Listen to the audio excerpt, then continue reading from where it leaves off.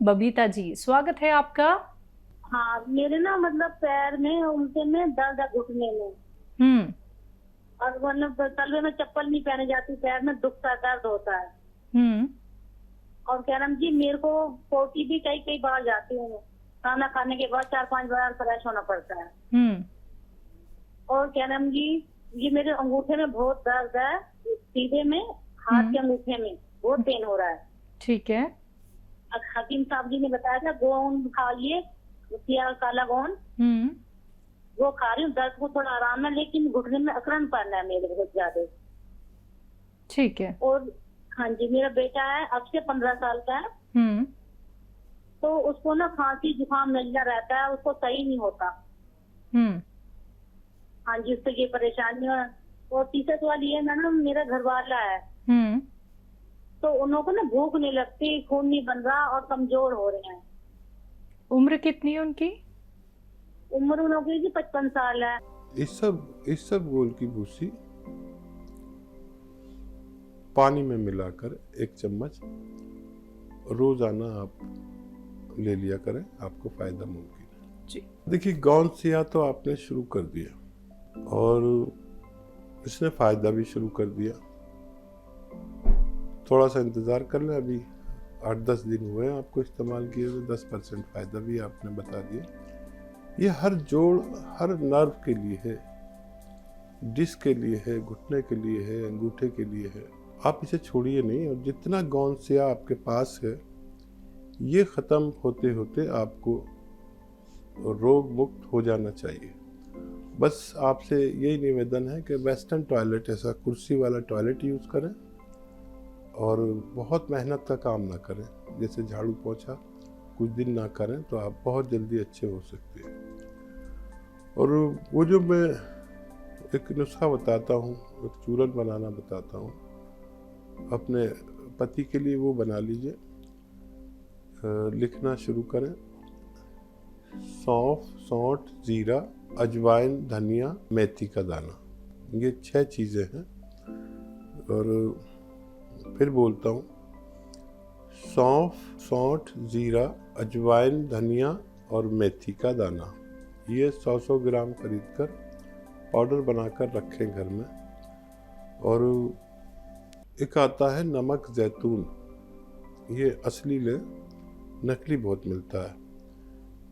एक चुटकी नमक जैतून, एक चुटकी में जितना आए, 1 गिलास पानी में मिलाएं और इस पानी से ये 6 चीज़ों का पाउडर दिन में 1 बार या 2 बार खाने से पहले या खाने के बाद अपने पति को दिया करें।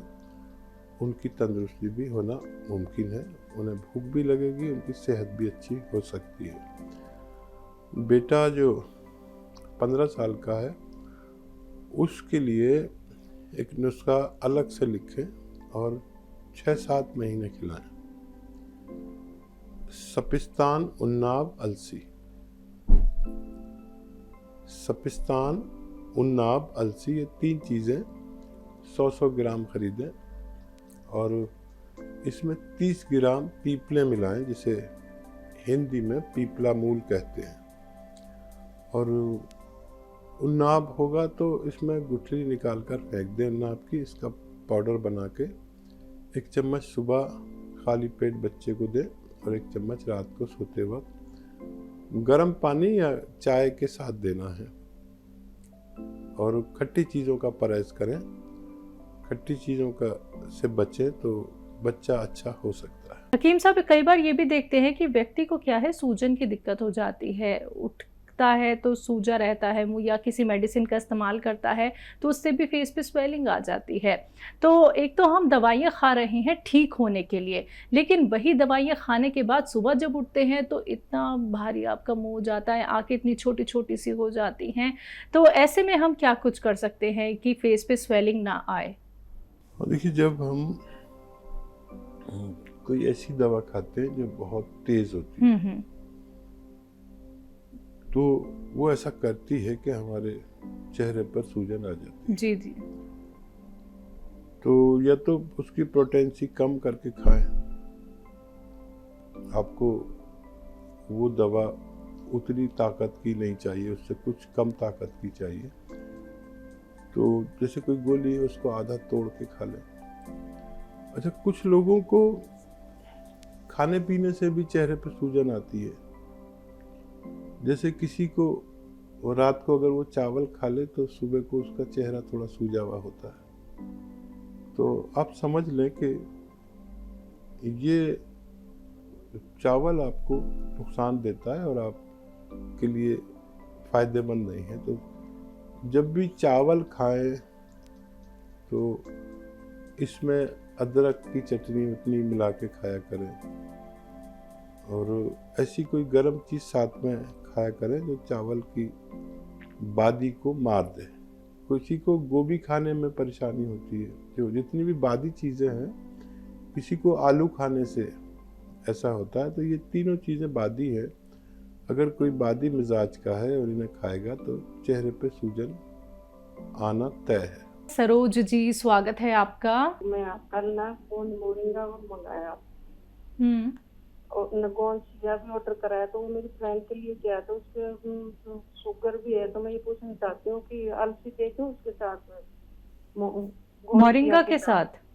नहीं, गोन सिया है और उनके घुटनों में भी दर्द है, शुगर भी है उनको। ठीक है, गौन सिया के साथ अलसी लेना चाहती हैं? आप बताइए, उनको शुगर है और दर्द है घुटनों में, तो अलसी सही रहेगी उनके लिए? ठीक है। गोन सिया के साथ। और गोन सिया कैसे लेना है? गर्म पानी के साथ आधा ग्राम या 1 ग्राम बताइए। जी, गौनसिया एक रॉ मटेरियल है, कच्ची दवा है। इसको चूरन बना लें, पाउडर बना लें, और अलसी को अलग से हल्का सा भून के पाउडर बना लें। आधा चम्मच अलसी और आधा ग्राम गौनसिया, तकरीबन 2 चुटकी गौनसिया से मिलाकर अब पानी से, दूध से, जैसे आपको आसानी हो, दिन में 2 बार खाने के बाद खा लिया करें। और डायबिटीज़ अगर है, और दवा तो उनकी चली रही होगी डायबिटीज़ की, वो चलाते रहें। और डायबिटीज़ के लिए भी एक गोंद आता है जिसे गोंद जामुन कहा जाता है।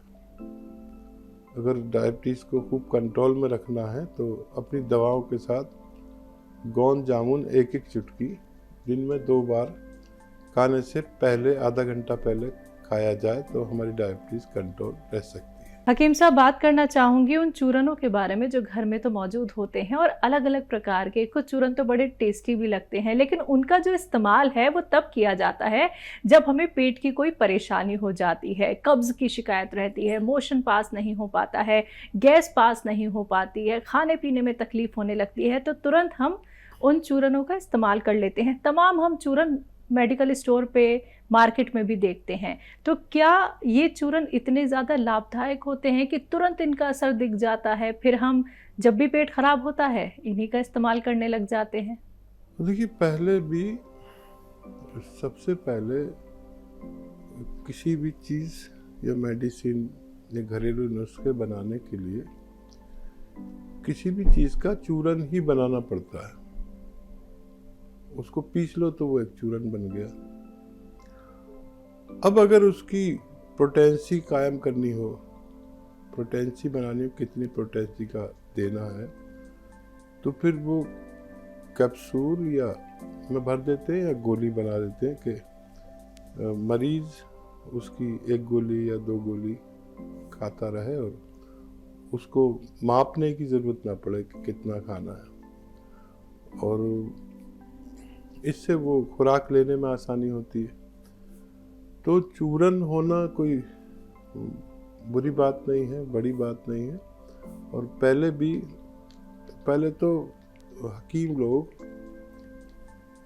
ये अखबार की रद्दी का वो होता था, और सारी दवाएं पुड़ियों में ही मिलती थी, कागज़ में लपेट के देते थे, एक अच्छे से पैक करके। तो देखना ये होता है कि जो चूरन या जो प्रोडक्ट आदमी दे रहा है, तो वो कौन आदमी दे रहा है, उसको अनुभव क्या है, जो दे रहा है उसको क्या उसका अनुभव है, क्या उसे उसका इख्तियार है देने का?